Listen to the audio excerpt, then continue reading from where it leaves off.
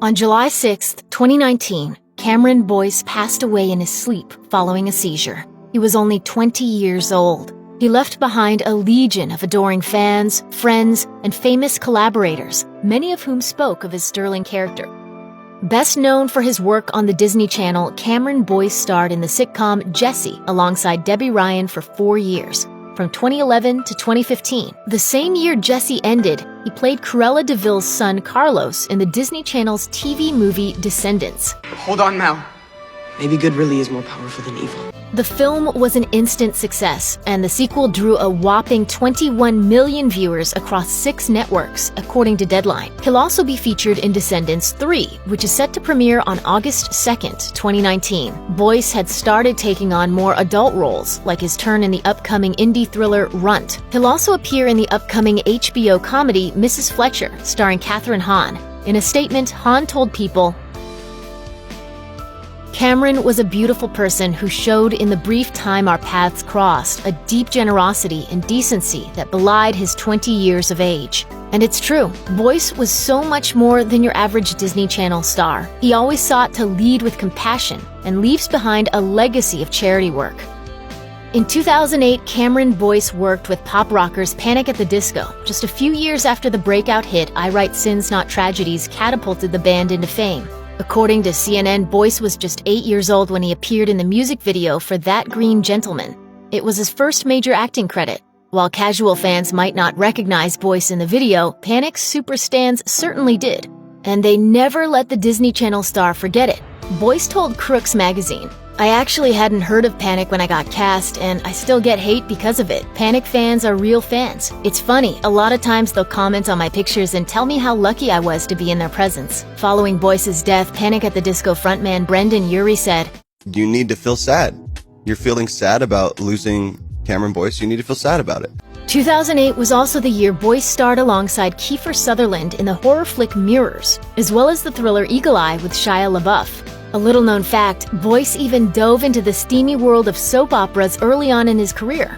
He scored a role on the soap spin-off, General Hospital Night Shift, but the series ended after Boyce filmed just 7 episodes. Cameron Boyce had been working with Disney ever since his role on General Hospital Night Shift on Disney-owned network ABC, but he got his first taste of real stardom in 2011, and it's all thanks to his future Jessie co-star Debbie Ryan. Oh, okay, here are the smoke bombs. Yeah. For your gotcha day, we're getting you a label maker. Ryan was the driving force behind Jessie. In September 2017, the star posted a series of tweets in which she explained, "I got to pitch, produce, and cast my dream job right out of high school with special folks." That made her Disney's youngest female director and producer. Before landing the role of Luke Ross, Boyce had only appeared on the Disney Channel for small, one-off roles in shows like Good Luck Charlie. In an interview with YSB Now, he admitted that meeting Ryan for the first time was a major moment for him. That was really cool to just see her and then know that, okay, now it's real. Thus began Boyce's long-term relationship with the Disney Channel, which ultimately resulted in his most recognizable starring role, playing Cruella de Vil's son in Descendants. Cameron Boyce's unique look afforded him the opportunity to take on a number of roles. According to Teen Vogue, his biracial background let him shift from playing the son of Salma Hayek, who is Latinx, to the son of Wendy Raquel Robinson, who is Black. He also played the son of Michelle Monaghan, who is white. He was always proud of his heritage, but he admitted that it made landing a lead role more difficult. In an interview with Raw, the star opened up about his Black and Jewish heritage, which he calls bluish. It was clear he loved the features it gave him, down to the very last freckle. As he explained, As a kid, I always sort of liked the fact that I didn't look like everybody else. Cameron Boyce and Karen Brar might have only played siblings on television, but the pair also formed a real-life brotherly bond. Wow. Robbie, you were really hauling it out there. Run like that and you'll do fine in the 50-yard dash. And that was in my walking around sandals. In 2019, they even moved in together, along with fellow Disney alumni Sophie Reynolds. But the actors' relationship went far beyond merely being roommates. Boyce and Brar clearly made an effort to never be apart for the big moments. In 2017, Boyce flew halfway around the world to celebrate Brar's 18th birthday with him in Australia, writing in an Instagram post, "So glad I was with you to watch you dramatically walk into adulthood. Happy birthday, Karen. The world is yours." According to Just Jared Jr., Brar returned the favor and flew to Vancouver in 2018 for Boyce's 19th birthday. And when Brar turns 20 in 2019, the pair met up in New York, and Boyce shared the most heartfelt Instagram message imaginable. "I love this man. He's been a constant in a life that I literally couldn't picture without him. Car, you're 20. Feels old right now, but by the time my kids are calling you Uncle Car, we'll laugh and probably realize we're still BSing our way through this stuff. Ha ha ha ha ha, happy birthday. I love you." Following Boyce's untimely death, Brar wrote a touching tribute to his friend on Instagram. "You were the greatest thing to have ever happened to me. I love you so much, Cam. Wish I had more to say right now, but I don't think words will come for a while. Thank you to everyone who sent such kind words my way. No, I haven't been responding, but it truly means a lot." Hanging around A-listers is just business as usual when you're a celebrity, but Cameron Boyce definitely felt more like a mega fan after landing the role of Adam Sandler's son in the 2010 comedy Grown Ups. He told Young Hollywood, "The first person I was actually starstruck over was Adam Sandler when I was 9 years old." I knew of him very well. A 9-year-old likes their fart jokes, so he's good at those. In an interview with Crooks magazine, Boyce admitted that working with Sandler taught him how to roll with the punches. The comedian reportedly only used the script as, quote, "a mere suggestion." That meant Boyce had to learn to adapt. Boyce clearly left an impact on Sandler, too. The comedian shared a heartbreaking statement on Twitter after the news of Boyce's death hit headlines. "Too young, too sweet, too funny. Just the nicest, most talented, and most decent kid around. Loved that kid. Cared so much about his family. Cared so much about the world. Thank you, Cameron, for all you gave us." Many child actors fall into a dangerous cliche of DUIs and drug arrests. Boyce's parents didn't want him to go down that path, so they made every effort to keep his life as normal as humanly possible. The star told Shown magazine that he doesn't have any memories from when he was, quote, "just a normal kid," but he did go to a real high school, and he ended up graduating with honors. "I was lucky enough to be surrounded by adults who didn't want to see me turn into the stereotype. My parents were hesitant about me pursuing my career at one point because they were aware of the pattern that took so many child actors hostage. As I grew, I developed a knack for recognizing ugly traits found in the industry."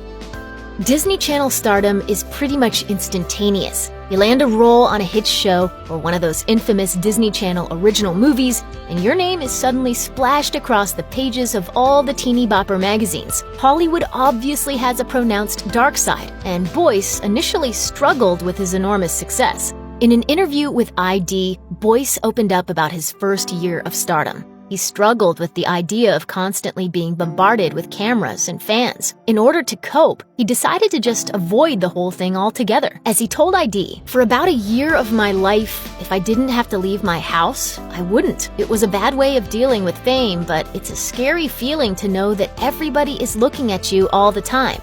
Thankfully, Boyce found his way out of the darkness and decided to use his success to boost the profile of his charity work.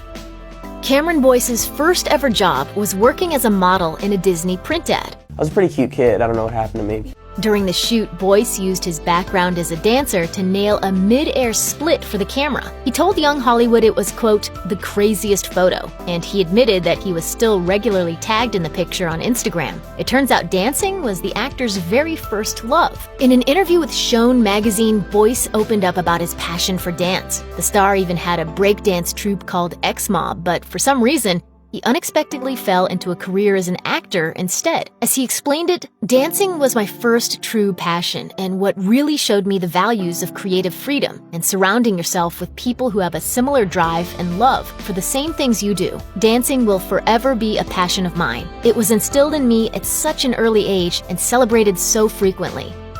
Cameron Boyce was such a versatile performer, he could easily go from playing Cruella de Vil's kid in Descendants 3 to starring as Cal in the violent thriller Runt, and he reportedly used method acting as part of the process when diving deep into his grittier characters. In fact, he ended up completely isolating himself while preparing for his role in Runt, a film that doesn't have a release date as of the making of this video. In an interview with Dazed, he explained the unique challenges of the role, saying that it had the complicated nuance of traumatic childhood events. In other words, he had to pull from somewhere darker. As he explained it, because the kid is so isolated and because I'm so family-oriented, a week or so before we started shooting, I warned my family, like, hey guys, I'm gonna be ignoring you for a month and a half, completely. And it sounds like things got pretty intense. I started to sort of detach myself from things. I didn't talk to my best friends for a month and a half. I isolated myself the same way the character does. That allowed me to sit with my thoughts and understand where this kid is coming from.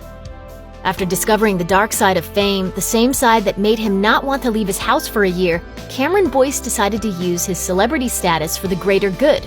The Disney star teamed up with the Thirst Project, a charity that helps bring clean drinking water to underdeveloped countries. The Thirst Project is the world's largest youth water organization. We're a movement of students working to end the water crisis.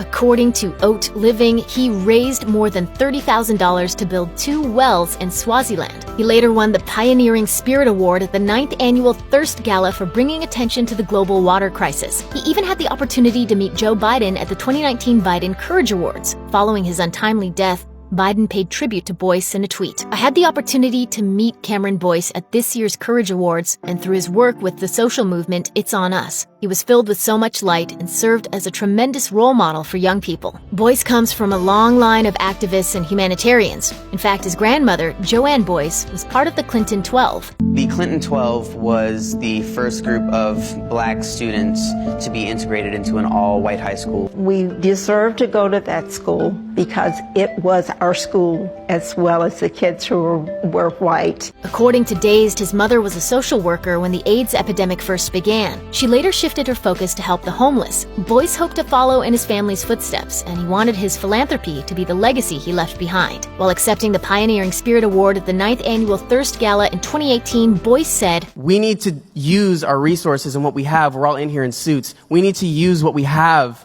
and make the world a better place for other people." Rest in peace, Cameron Boyce. You are truly gone too soon.